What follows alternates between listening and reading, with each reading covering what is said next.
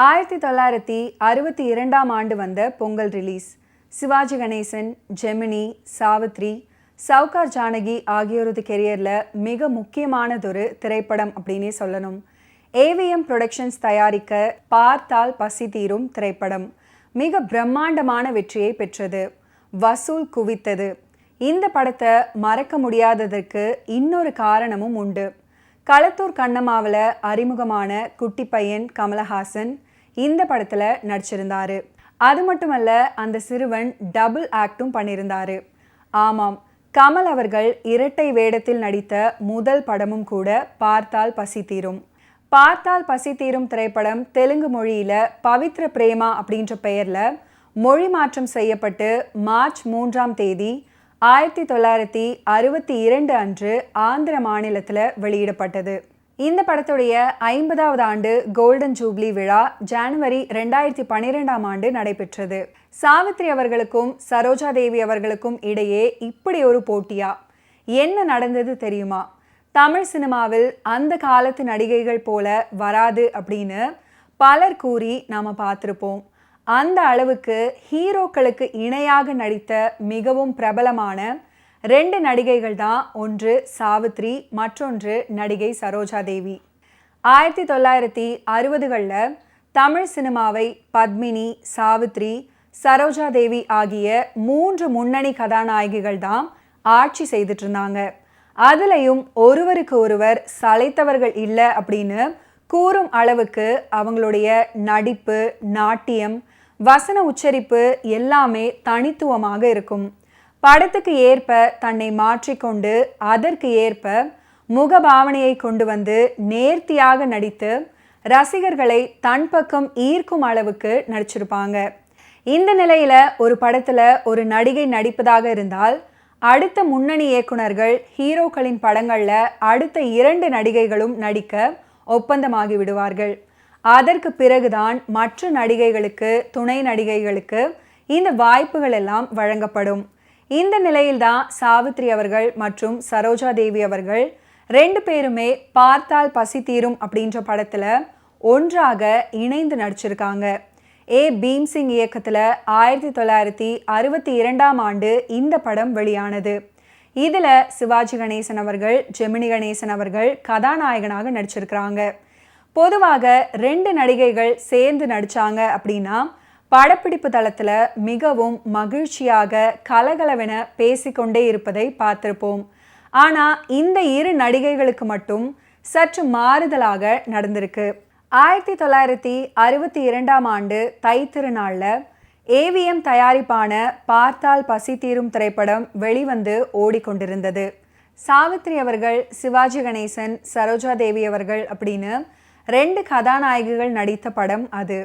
அதுவே படத்துக்கு புதிய பிரச்சனையையும் ஏற்படுத்தியது.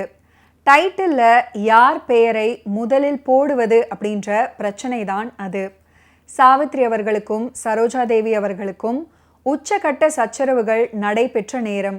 சினிமா மார்க்கெட்டில் யாருக்கு அதிக சம்பளம், அந்தஸ்து, கௌரவம் அப்படின்றதில் பலத்த போட்டி நிலவியது. கூடுதலாக யோசித்து ஏவிஎம் செட்டியார் அவர்கள் நூதன முறையில் டைட்டிலில் போட்டார், உங்கள் அபிமான நட்சத்திரங்கள் நடிக்கும் அப்படின்னு எழுதப்பட்ட கார்டில் முதலில் சரோஜா தேவி அவர்கள், அடுத்து சிவாஜி கணேசன் அவர்கள், 3ஆவதாக ஜெமினி கணேசன் அவர்கள், 4ஆவதாக சாவித்ரி அவர்கள் அப்படின்னு புகைப்படங்களை காட்டினார்கள். மறக்காமல் K. Thangavelu, M. Saroja, Sowcar Janaki, C K. Saraswathi, 2 வருடங்களில் குட்டி கமலின் தோற்றம் ஆகியனவும் இடம்பெற்றன. சாவித்ரி, சரோஜா தேவி 2 பேரில் யாருக்கு மிகவும் மவுசு அதிகம் அப்படின்றத புத்திசாலித்தனமாக ரசிகர்கள் சுலபமாக புரிந்து கொண்டார்கள். நான் தான் சரோஜா தேவியை விட சீனியர், ஆனால் அவர் எனக்கு அடுத்த இடத்தில் தனது பெயரை போட்டுக்கொள்ள ஏதாவது மறுப்பு சொல்லியிருப்பார் போலிருக்கிறது. என்னுடைய பெயரை தொடர்ந்து சரோஜா தேவியின் பெயர், அதுக்கப்புறம் சவுகார் ஜானகி அப்படி இருந்திருந்தால் சரி. ஆனால் சிக்கல் அவ்வளவு சுலபமாக தீரவில்லை. எங்கள் வீட்டு மகாலட்சுமி படத்தில் கண்ணாம்பாவின் பெயரை தான் முதலில் காட்டினார்கள். அப்போதும் நான் முன்னணி நடிகை, என் பெயரை அடுத்தபடியாக போட ஒப்புக்கொண்டேன். பார்த்தால் பசி தீரும் படத்துல எல்லாருடைய படத்தையும் ஒருங்கே காட்டி சமமான மதிப்பு அளிக்கப்பட்டது. ஆனால் சென்னையில் மட்டும்தான் அப்படி காட்டினார்களாம். வெளியூர்களில் சரோஜாதேவி அவர்களுடைய பெயர் மேலே இருந்ததாக கேள்விப்பட்டேன். எந்த படத்திலையும் நடிப்பு தான் முக்கியம். பெயர் போட்டுக்கொள்வது நீ முந்தி நான் முந்தி அப்படின்னு சண்டை போடுவது எனக்கு பிடிக்கவில்லை.